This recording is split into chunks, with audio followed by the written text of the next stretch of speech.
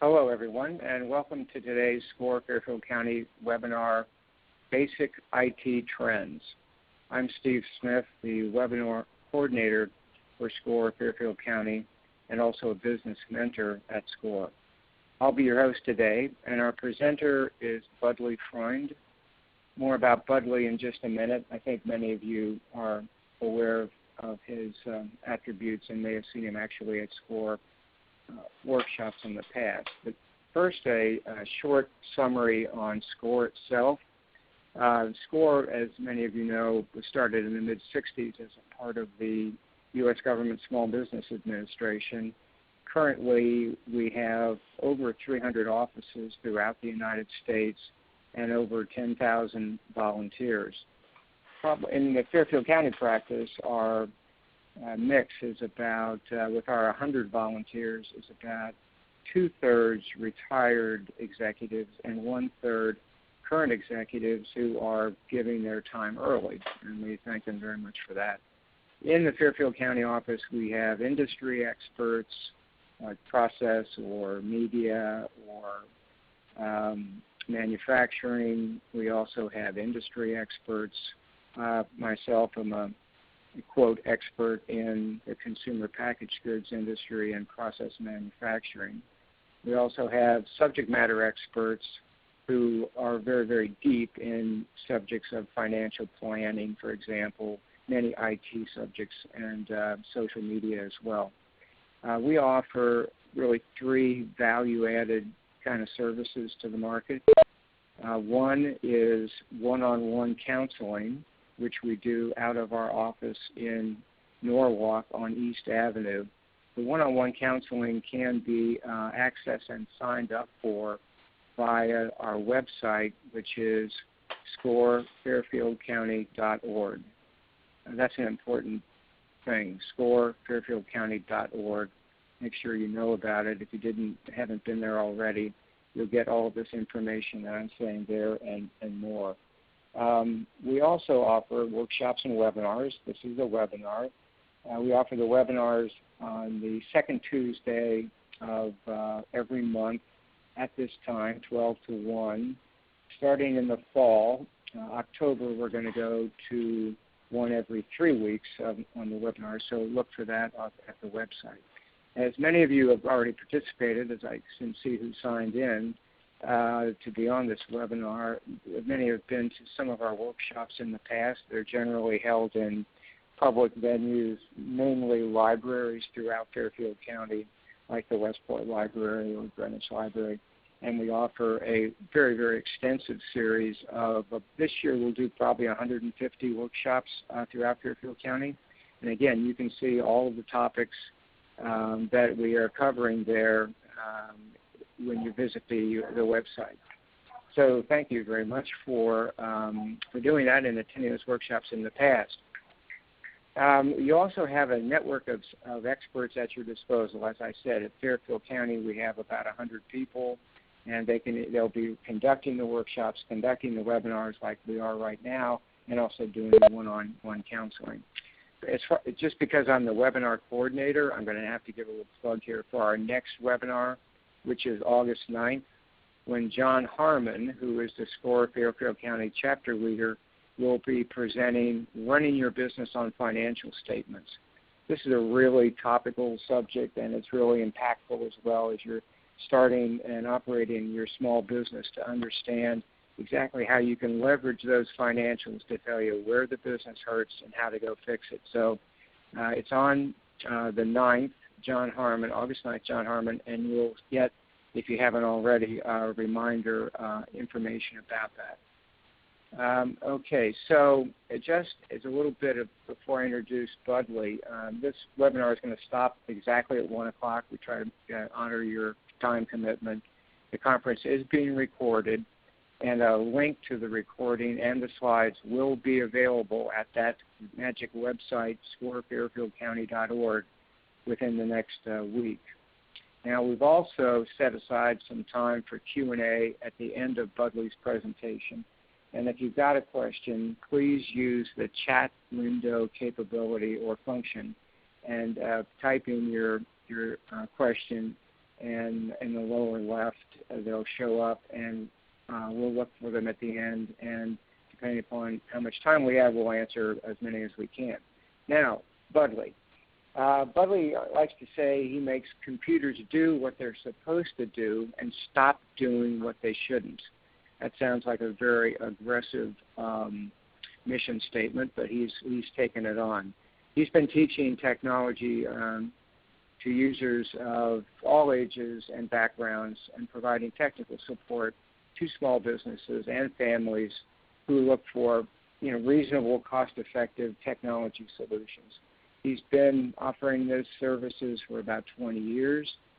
As I mentioned before, he's a frequent SCORE workshop presenter as well as a certified SCORE mentor. So Budley fits in that category of, yes, in business, and yes, a certified SCORE mentor. So I'm going to turn it over to Budley now, and I think his presentation will take about 45 minutes, and then I'll return at the end of the session. So Budley, it's over to you, and thanks very much. Thank you, Steve, and thank you all for joining us. There's a lot of ground to cover, and before we get started, I want you to take a moment to think about the last time that you wanted to do something and you couldn't because the computer wasn't working. For instance, could you call the office back? They're working on the database and I can't get into your account. Or you needed to go to a different ATM, or you had to go into the gas station because you couldn't pay at the pump. When we are the consumer and this sort of thing happens, it's a momentary inconvenience. When it's our business and the computer stops working, it doesn't mean that you have to close your doors. So again, take some time to think about how you as a business would continue to keep working if your computer stopped. And those four things in yellow are the primary items that we do on computer and keep a business running. And understand as well that Sony, the company that wants to sell you that backup computer, they didn't have any plan whatsoever when they got attacked the other year. And we are changing how our businesses work in a dramatic fashion right now. And my daughter would be very proud of me for quoting somebody from the fashion industry. It's a great article if you take the time to track it down in the New York Times. As Steve mentioned, this will be online. You will be able to go through it slower. As I said, there's a lot of ground to cover. And part of the changes that we are experiencing are because we are this first generation that has instant gratification. I want what I want when I want it. Great looking sneakers. Go on Zappos and order them. Who played Obi-Wan Kenobi? I can't remember. Go to IMDb. You'll get your answer. Who won the 1953 World Series? Google knows everything else. All of this information is available to us almost immediately. And because of it, we are losing sight of what's beyond the horizon. And because of that, it's something that we need to be mindful of as small business owners. And it's happened before. So what I want to do is go backwards for about 70 years or so when a fledgling industry called television turned the golden age of radio into a second-class citizen.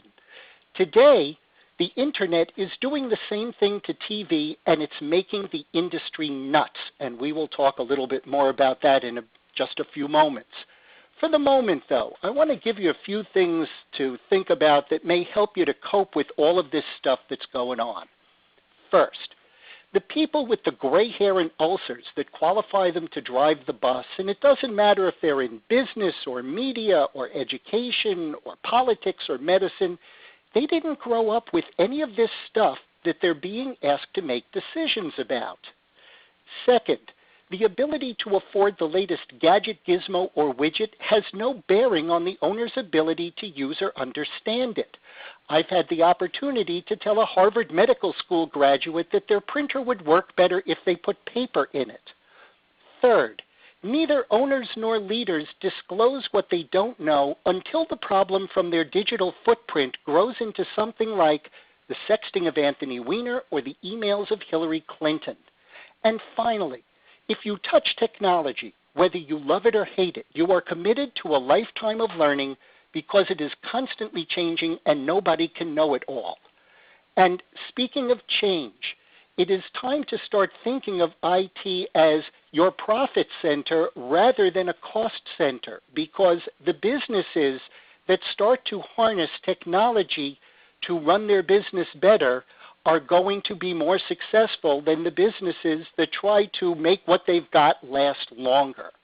For instance, if you stop paying rent on that room, where's my little arrow? There's my arrow. You stop paying rent on that room over there, and you scan everything so it fits on a gizmo this small, you've got information available to you and available to your customers in a timely fashion. It doesn't make costs go away. It makes the costs different. And if you do not change with the time, bear in mind that you may not be around. And by the way, a quick sidebar here, if you are interested in seeing or following these trends on a regular basis, Mary Meeker works for a venture capital firm, Kleiner Perkins, and every year she produces a 200-slide deck on tech trends exclusively on the internet. We're going to be covering a broader area, and we're going to start with products. And the first product that is really important to keep in mind as the future gets closer and closer is 3D printing, because it is going to be revolutionizing the stuff that we do. For instance, that nozzle on the left-hand side is 25% lighter, 5 times more durable than its predecessor, plus it's going to be wired up to computers so that they can know where points of failure are. General Electric is doing a huge amount of 3D printing work, and they have created a piece of software called Predix, which is going to allow all of these Internet of Things, all these gizmos and gadgets to talk to one another. And realize also that if you can print 3D in space, you could throw that wrench towards Jupiter and just go back in and print another one. So the changes are absolutely staggering that are coming along. Here's another one that I found really interesting, and if you have not taken the time to go on YouTube to look at any of the robots that Boston Dynamics is making, this fellow is probably going to be walking down the warehouse in Amazon in a couple of years to pull all of those products off the shelf. However, Boston Dynamics is a subsidiary of Alphabet, which is the parent company of Google, and it is up for sale because it can't turn a profit fast enough for Google. However, 2 of the potential buyers are Toyota and Amazon. But the other thing to bear in mind when you talk about robotics is that as you start to replace people, you also start to decimate the cities that the people live in, because if there are no jobs, the people are going to move. When they move, small businesses don't have people to come in and do business with them. And this is a change that we watched over time in Detroit, among other reasons for Detroit's decline, but no jobs, people go away. We're going to do this again in Asia. And when 137 million people get replaced by machines, those natives get really restless. And just remember, Marie Antoinette lost her head on the notion of let them eat cake. That many people without work, big problem coming down the horizon. Don't know how to change it, do know that it's coming. The other area of artificial intelligence that's really significant to note, and more about it coming up as well, is Viv, which is the software that has come after Siri. Siri, you know, is part of the Apple products. Viv is able to take a regular conversation and be able to produce results as if you're just talking to a person. No typing on your computer.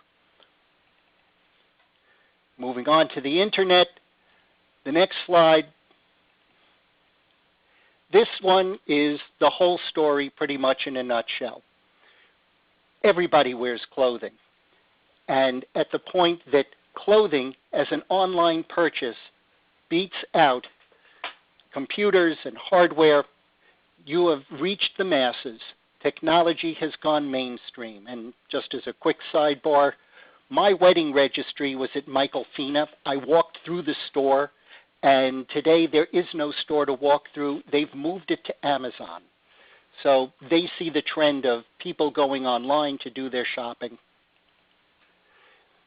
Two big stats here to bear in mind. The first one is the 90% of America's adults, and Pew Research does not define adult, but it's got to be 18 or over, that's legal age. But 90% of America's adults have a cell phone, and 64% of them have a smartphone. The Democrats and the Republicans wish they could get that kind of consensus behind them on any given item. For small business, though, the issue is how to personally connect, because larger companies are spending $20,000 an hour to have consultants come in and explain to them how they can connect with millennials through all of this technology because they can't figure them out as a generation.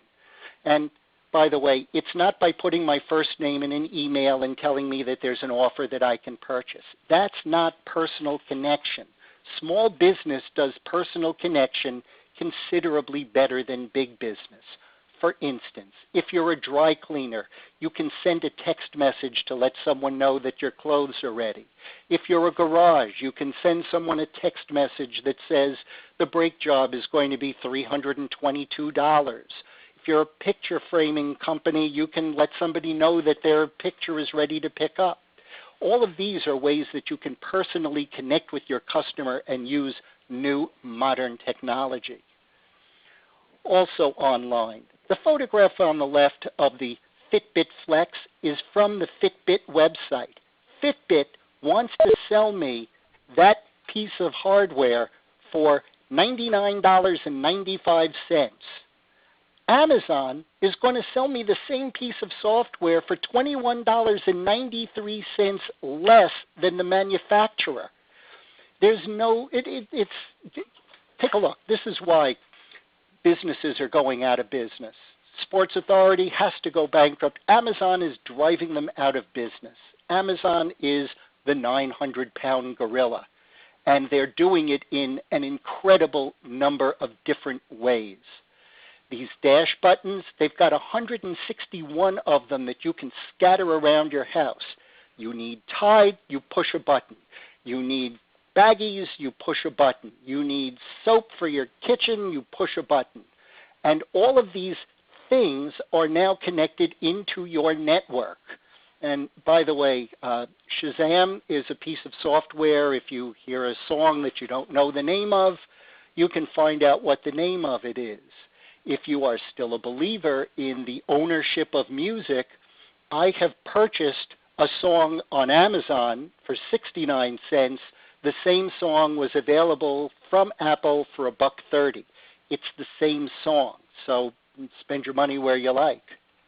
And understand that with Amazon, they're slowly but surely taking away the you will save portion of their websites and basically leaving you with a take it or leave it.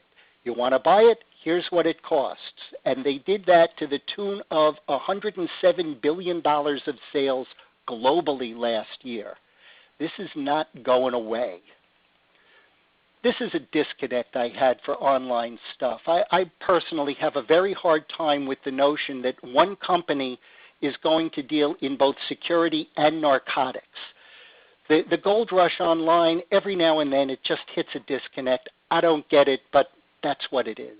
So just something to keep in mind. Let's talk about some of this Internet of almost everything, because large companies want you to buy more stuff and connect it to your networks, and just be mindful of the fact that the more things you attach to your network, the more places people can come through the door. And if you have your doubts about that, again, going backwards, I remember when Soupy Sales asked everybody to go into mom and dad's wallet and pull out the green stuff and mail it to him. If you don't think that a Wi-Fi connected Barbie isn't going to ask some kid to hold the little plastic card with the numbers, up to Barbie so she can look at it and, oh, would you turn it around so I can see the back too? It's coming, folks. This is all stuff that's going on.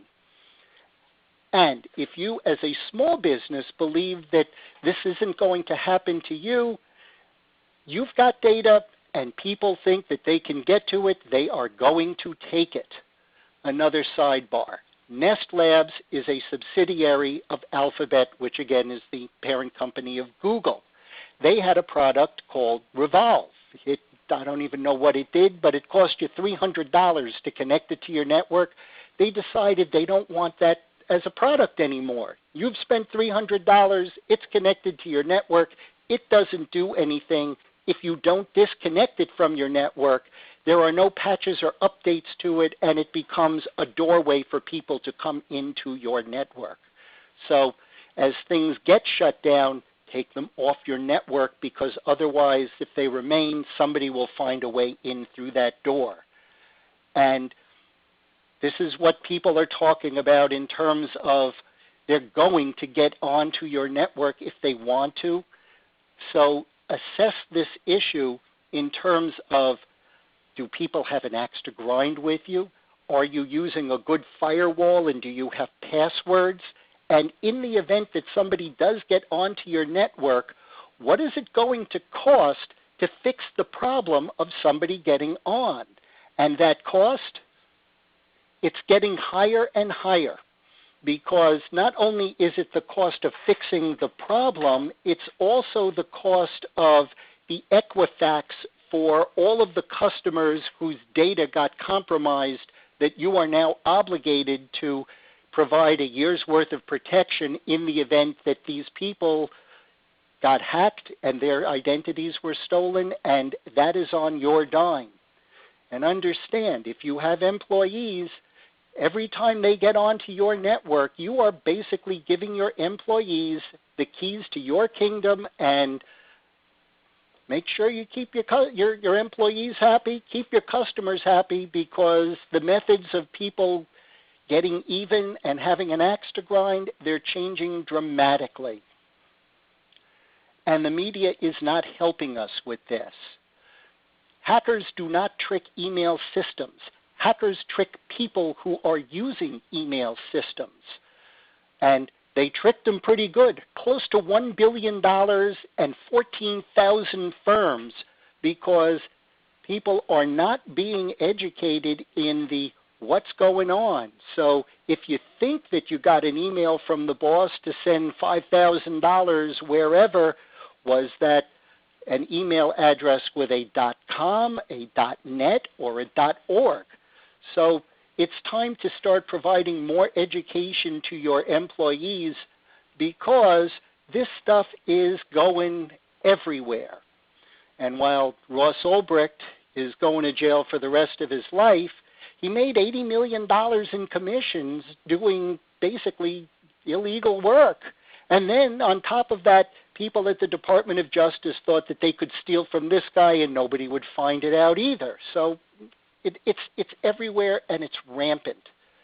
However, talking out of the other side of my mouth, the government did a survey where 41,000 people were asked if they're doing online commerce, and half of them said that because of what's going on, they are not. And because of companies like Apple and Microsoft looking at all of their personal information to try and figure out the next product or offering or thing that's available, people are backing off of it. Large numbers, no. But people are backing away from doing online commerce because you don't know all the time. Moving into the arena of software, I found the next set of stats really interesting. And while you're looking at the top of it, what's important to understand is that the evolution of apps, the things we use on our phones to do stuff, is we're going to be talking to our phones. For example, you will say to your phone as you're walking up to a vending machine, I want a club soda and a granola bar. and your phone is going to talk to the bank, who's going to say, okay, you've got enough money to do that. The bank is going to talk to the vending machine, and it will know that the vending machine is right by you because of all of the location services that are available. And by the time you get to the vending machine, your soda and granola bar will be available to you. Facebook is pushing Messenger because they're trying to get into this game as well. And there will be more coming up on Facebook, of course. And if you as a business want to start getting into the software business and you're looking for money, I recommend that you do it in crowdfunding. And we had a fabulous presentation by Cliff Enico, which will be available on our website as well, as to how crowdfunding works. Because venture capital, people are not throwing money in because the statistics for the next killer app are not particularly high. Can't overlook China anymore because the numbers and what's going on in China is quite amazing. They do twice as many sales online as we do in the United States. 1/4 of the people online globally are in China. And all of that is in a very highly regulated and censored internet. And I will make the statement as it's written up there. I am a huge fan of the First Amendment. I believe firmly in freedom of speech. But it is also important to understand that if you had a censored internet, first of all, there would be no Gawker, and second of all, there wouldn't have been a $140 million judgment in Hulk Hogan's favor. It just wouldn't have happened. So there are pluses and minuses to both sides. Disruptors, and while I'm not a big fan of the word, these areas and these companies are doing an extraordinary job of changing how business works for us. In the big data arena, where this used to be something that was exclusively available to large companies, Watson is an IBM product that at no cost to you, you can upload data in a spreadsheet and it will provide analytics on your business. I cannot tell you at what point IBM is going to say, for further information, you need to contact an IBM salesperson, but there are statistical analyses that Watson will provide for you. Cask.com is another free big data service. When you start to get into automobiles, Uber has turned the taxi business and the limousine business on its head. Get around, where normally you would drive your car to the railroad station and it's going to sit there all day long until you get back. You can, through Get Around, rent your car out to somebody else so that rather than it just sitting at the railroad station, somebody is driving it around, using it for their errands, and paying you for the ability to use your car, and they don't have to buy one. Zipcar, Hertz and Avis, that you have to go to them. Zipcar, it comes to you. In housing, Airbnb is driving the hotel industry nuts. Vacation rental by owner has made the realtor go away. Cord cutting, we're going to talk a little bit more about that coming up, but these are the companies that are starting to get television and social media as well, television news, really, really crazed. And the numbers are coming up shortly. More importantly than just the disruption are these big 5 American companies where the loss of personality and nationality, there is nothing intrinsically French or Italian or Spanish about purchasing from Amazon or buying a Microsoft laptop. You can tell it what language you want it to be, but these 5 companies are consolidating an enormous amount of business now, and it makes countries and companies all over the world extremely nervous. Let's talk about Facebook for a few minutes because there are incredible advantages for small business, specifically in the area of targeted advertising. And at the same time, Facebook is something that is running rampant in our society. And quite frankly, the facts under the Snapple bottle caps. Some of them are true, some of them are a little off. Facebook facts, they're pretty much in the same deal. The best example, which I ran by somebody who does SEO professionally, I get a Facebook posting from a friend of mine who says his daughter, who's been married a year, is now pregnant. It's wonderful news, and pregnant becomes a very big buzzword for Facebook, which gets thrown into the algorithm of, well, Bud's interested in pregnant. Well, everybody is interested in celebrities. Therefore, Bud must be interested in pregnant celebrities, and the next thing you know, Bud is getting all of these postings about Rob Kardashian and China Black, and I don't care. So this is how Facebook does this processing of information, and what's of greater interest to me on that page is the red circle down here where I asked Google to give me some information on this Facebook news issue, and they provided close to 2.5 million hits in just over a half a second. That is incredible computer processing power. Now, to talk about targeted advertising as a small business, this is one of the best places. Facebook is one of the best places that you can target your advertising dollar, because if you are looking for 28 to 32-year-old females living in Lower Fairfield County, you can have them. If you are looking for homeowners between 40 and 60 living in New Haven, you can have them. You can slice and dice the demographics that we have provided to Facebook to your advantage. Now, to your disadvantage as a business owner is the fact that while this social media is proliferating, companies are asking for their employees to adhere to guidelines, and over 3/4 of the people who are being told these guidelines are basically saying, okay, fine, I'm going to do as I please. And that's a problem because the do as I please translates into approximately $3.5 trillion of lost productivity, which Facebook is getting 50 minutes of your day now. They want more of that time, and you are probably not going to see a change in how to monitor Facebook until Mark Zuckerberg's daughter is old enough to be on herself and Facebook starts affecting her grades. Then you're going to see a lockdown. So in the area of hardware, to sell 13 million iPhones in 3 days globally, you would be lucky if your salesperson said hello and thank you, let alone any information about how these machines work. We got computers everywhere. They're all over the place. We've transitioned now to a period of time where the education on how to use them more intelligently is really, really important.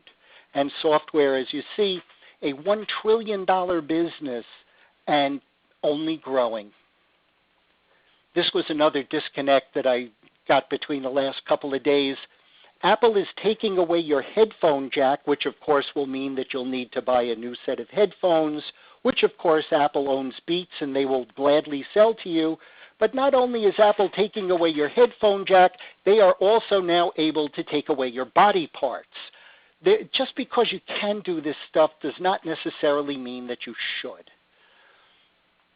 Now, Chromebooks are following Apple, and this is something that if you look back in history, Microsoft long ago, 20 years or so, give or take, decided that they were not going to pursue schools and education as an area for their business.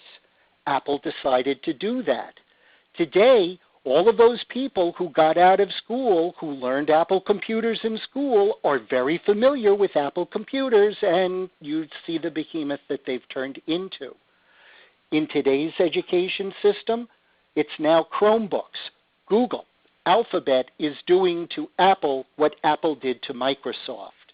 And follow this if you can. It's very important to understand that on your mobile device, whether it's an Apple device or an Android device, you can get Microsoft Office for free. The new Chromebooks, not the old Chromebooks, the new Chromebooks that will be coming out for this holiday season are going to be able to run Android apps, which means that you will be able to get on a laptop Microsoft Office for free. Now, that's really good news. And on the other side, as I said, a lot of this is talking out of two different sides of my mouth. But on the virus and antivirus side, lots of stuff is coming down onto these Android machines. They're all over the place, and it is not as tightly monitored a playground as the Apple network and the Apple system is. So while there are fewer risks outside of the Windows operating system in Android, you're still going to potentially have some problems. If you are not familiar with the EMV chip cards and you are running a small business, the most important thing to understand is that if your business does not accept a chip card as of October of last year, you are in risk of the liability of the sale. In other words, if it's on a bogus card, you're going to get caught with the sale cost on you. Getting a reverb, I'm sorry, folks, not sure quite why, but let's move on. Okay, into information and the cord cutting and throttling, and the first thing I want to talk about there is this upholding of the net neutrality law. Jet.com was going to be the competitor to Amazon.com. They were going to make you buy a subscription like Costco and then offer the lowest price. They are rewriting their business plan. They did not get the subscribers that they thought they were going to. Net neutrality, bottom line, does not allow a company like Jet.com to spend any of their marketing budget on getting them through the door faster than your website. So Jet.com has as much opportunity to get to a consumer as you do. However, Jet.com has $500 million of marketing money, and if you have that much, you have as much of a chance as Jet.com. The other thing that's important to note about getting to consumers is your positioning in a Google search. And if your website has not been made mobile friendly, Google will knock you down on whatever standing you had previously. So if you've got a website, you want it to be mobile friendly. As you start to look at news, newspapers are suffering terribly, and television is starting to feel a very large degree of hurt because people are moving online to get their information. And this is just a natural course of events, but it's nothing that's particularly comfortable for the companies that are being forced to experience it. Now, I got these 3 slides off the internet from a company called eMarketer. And if you look in the top left up here, my math says that 80% plus 73% equals 153% of Facebook users. Now, one of 2 things are going on here.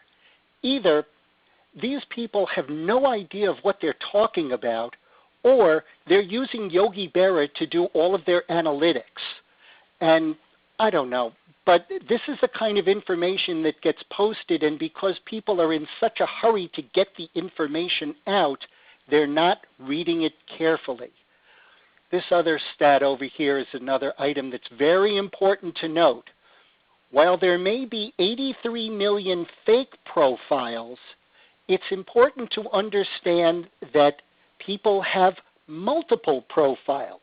For instance, I have a business profile, I have a personal profile, and I cannot imagine that I am the only person who's got this.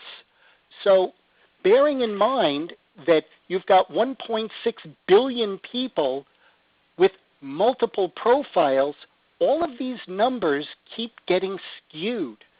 So proceed cautiously with all of this information that's available to us. I regularly see articles by this fellow Vivek Wadhwa, and I have never seen any person working at 3 universities simultaneously as well as writing for the Washington Post.